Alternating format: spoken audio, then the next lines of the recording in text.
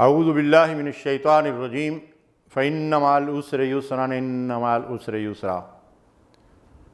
پس تحقیق ہر عسر کے بعد یسر ہے، ہر مشکل اور تنگی کے بعد آسانی ہے۔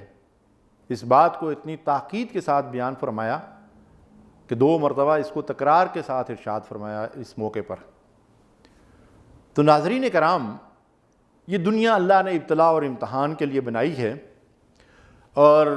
دنیا میں بعض اوقات مشکل امتحان بھی آتے رہتے ہیں، ابتلا اور آزمائش بھی اللہ کی طرف سے آتی ہے، فتنے بھی نازل ہوتے ہیں۔ یہ جو مشکلات انسان پہ آتی ہیں، جو مصیبتیں اور جو تکلیفیں آتی ہیں، جن امتحانات میں اللہ تعالی ہمیں ڈالتا ہے، ان کے اندر اللہ کی طرف سے بڑی حکمتیں پوشیدہ ہوتی ہیں۔ اور مسلمان کے لیے اگر کوئی بھی ابتلا اور فتنہ اور وہ آزمائش اور امتحان ہے تو اس امتحان میں کامیابی اس کے لیے بڑا اعزاز ہے۔ علامہ اقبال کہتے ہیں تندی باد مخالف سے نہ گھبرا ہے عقاب، یہ تو چلتی ہے تجھے اونچا اڑانے کے لیے۔ یعنی جب انسان کو ناموافق حالات کا سامنا کرنا پڑے، مشکلات دشواریاں زندگی میں سامنے آئیں، جیسا کہ آج کل کرونا کا مرض ہے، کبھی سیلاب، کبھی آندھی، کبھی طوفان، کبھی زلزلہ، کبھی اور کوئی مصیبت، اور آج کل اس وبا کی لپیٹ میں ہے پوری دنیا، تو اہل ایمان کو یہ سمجھنا چاہیے کہ یہ ہمارے ایمان کی آزمائش ہے، ہمارے لیے ایک امتحان ہے۔ اللہ تعالیٰ اس آزمائش کے ذریعے سے ہمیں آزمانا چاہتا ہے کہ کھرا کون ہے اور کھوٹا کون ہے۔ ہمیں یہ جان لینا چاہیے کہ اللہ کی طرف سے جب کبھی کوئی آزمائش یا امتحان آتا ہے دنیا میں، کوئی مشکل، کوئی دشواری، کوئی دقت، کوئی نقصان، کوئی پریشانی آتی ہے، کوئی غم اور رنج انسان کو پہنچتا ہے، تو اس کے پیچھے اللہ تعالیٰ کی طرف سے ضرور کوئی حکمت ہوتی ہے، اور اللہ تعالیٰ اس اپنی حکمت بالغہ کے تحت ان بندوں کو جو ہے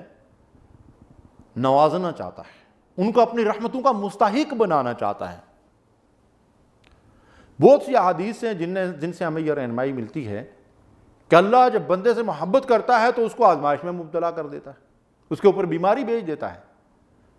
اور اللہ تعالیٰ جب کسی بندے کو گناہوں سے پاک کر کے بلند درجات دینا چاہتا ہے تو حدیث میں آتا ہے کہ اگر اس بندے کے نیک اعمال اس درجے تک پہنچنے کے قابل نہیں ہوتے تو اللہ تعالیٰ اسے کسی مصیبت اور پریشانی اور کسی بیماری میں مبتلا کر دیتا ہے، اور وہ بندہ اس میں صبر اختیار کرتا ہے تو اللہ تعالیٰ اس کے درجات بلند کر دیتا ہے۔ اللہ اکبر۔ اچھا، جو سختیوں اور مشکلات اور مصیبتیں اور پریشانیاں اور تنگیاں ہم پر آتی ہیں، ان میں سے بعض ایسی ہوتی ہیں کہ جن کے بعد ملنے والے انعام کا ہمیں علم ہوتا ہے، اور بعض ایسی ہوتی ہیں جن کے بارے میں ہمیں معلوم نہیں ہوتا کہ اللہ نے اس مشکل میں مجھے کیوں ڈالا۔ مثلا میں مثال سے اپنی بات کو واضح کرتا ہوں۔ ایک خاتون جو ہے اگر وہ حاملہ ہے تو 9 ماہ تک وہ اس حمل کو پیٹ میں اٹھائے رکھتی ہے، کتنی پریشانی، کتنی تکلیف، کتنی تنگی اسے برداشت کرنی پڑتی ہے، لیکن وہ ہنسی خوشی یہ سب کچھ کیوں برداشت کر رہی ہے؟ کہ اسے اس بات کا علم ہے کہ اس تکلیف کے بعد مجھے ایک بڑا انعام ملنے والا ہے، اس لیے وہ جو درد ذے کی تکلیف ہے، جس کو نزع کا عالم بھی کہا جاتا ہے، اور واقعی بعض خواتین اس حالت نزع میں اس دنیا سے رخصت ہو جاتی ہیں، اللہ کو پیاری ہو جاتی ہیں، شہادت کے مرتبے پہ فائز ہو جاتی ہیں، تو اس جان لیوا تکلیف کو بھی ایک خاتون اور ایک عورت جو ہے وہ خوشی سے کیوں برداشت کرتی ہے؟ کہ اس کے نتیجے میں، اس کے پیچھے جو اللہ کی طرف سے اسے انعام بچے کی صورت میں ملنے والا ہوتا ہے، اس کی خاطر یہ تکلیف وہ برداشت کر رہی ہے۔ اس طرح ایک آدمی تعلیم حاصل کرتا ہے، کوئی ڈاکٹر بننا چاہتا ہے، کوئی انجینئر بننا چاہتا ہے، کوئی جو ہے وہ PhD کرنا چاہتا ہے، کتنی تکلیف وہ اٹھاتا ہے، راتوں کو جاگتا ہے، نیند کی وجہ سے آنکھیں سوجی ہوتی ہیں، لال ہو جاتی ہیں، پیسے وہ خرچ کرتا ہے،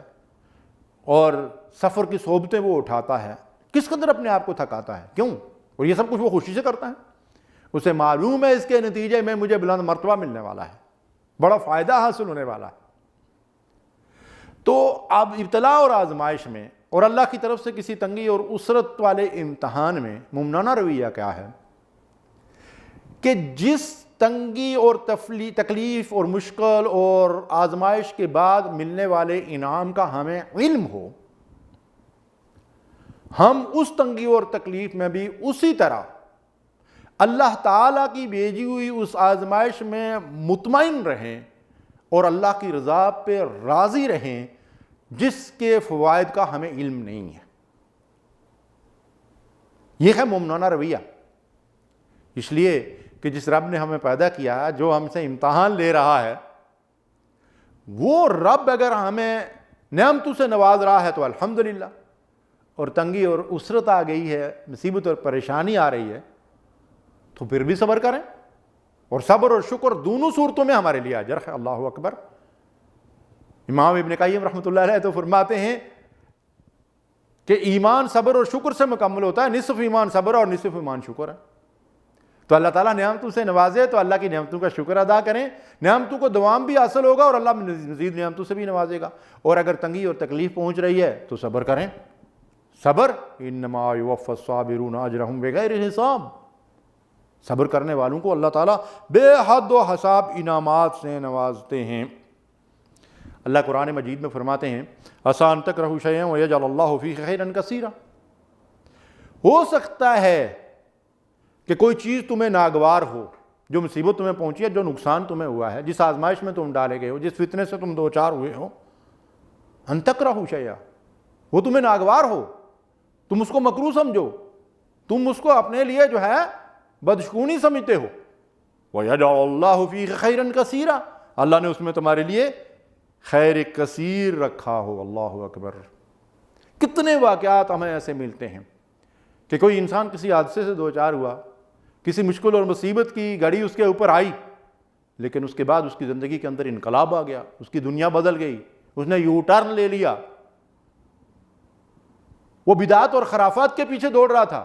اللہ نے اسے صراط مستقیم دکھا دیا۔ اس لیے ناظرین کرام، سامعین محترم، اللہ تعالیٰ کے ہر آزمائش کے اندر اور ہر نعمت کے اندر کوئی نہ کوئی حکمت پوشیدہ ہوتی ہے۔ ہمیں اس کی حکمتوں کا علم ہو یا نہ ہو، اگر ہم اللہ کی رضا پہ راضی رہیں گے تو اللہ بھی ہم سے راضی ہوگا، اگر ہم اللہ کی بھیجی ہوئی آزمائش پہ جزا فضا کریں گے تو اللہ ہم سے ناراض ہو جائے گا، جو نقصان ہوگا اس کا تو ازالہ ہونے والا نہیں ہے، اور اجر آخرت بھی ضائع ہو جائے گا۔ وآخر دعوانا الحمدللہ رب العالمین۔